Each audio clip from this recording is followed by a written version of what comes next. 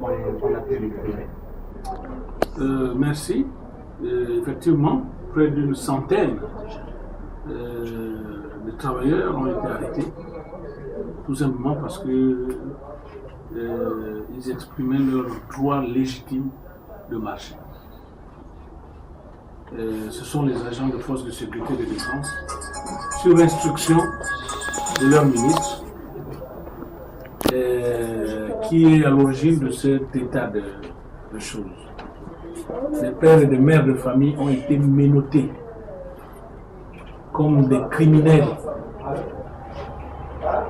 alors que tout ce que nous avons fait est conforme à la loi.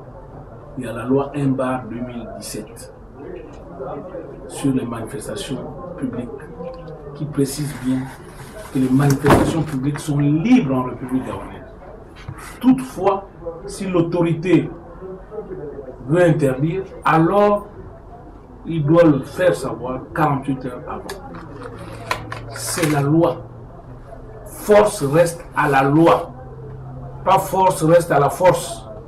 Parce que c'est ce que nous avons vu au rond-point de la démocratie. C'est-à-dire force reste à la force.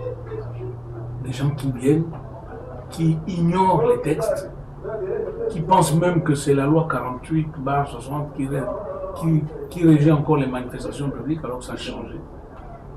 Alors donc effectivement, ils ont été arrêtés, ils ont été libérés après avoir purgé quelques heures dans les locaux de la police, ce qui est anormal. Nous allons utiliser toutes les voies, vraiment toutes les voies seront utilisées pour dénoncer et pour attaquer ceux qui sont responsables de cette situation, en particulier le ministre de l'Intérieur, qui est quelqu'un d'assez chevronné en tant qu'ancien secrétaire général, mais qui ne nous a pas adressé une correspondance dans laquelle il interdisait la marche.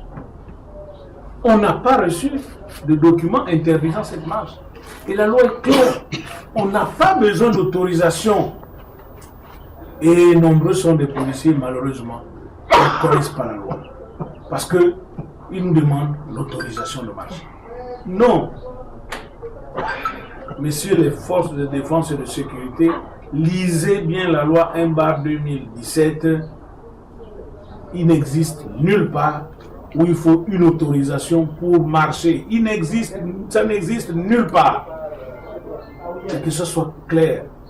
Par contre, c'est l'autorité qui doit interdire parce que le principe de marché est un principe universel et que nous avons adopté. Donc, nous sommes très très déçus du comportement de nos forces, que je ne qualifierais plus de républicaines.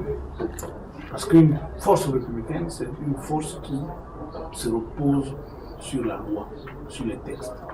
Et quand on ne se repose plus sur la loi, alors là, nous sommes perdus. Et j'ai pitié pour mon pays. Donc, nous allons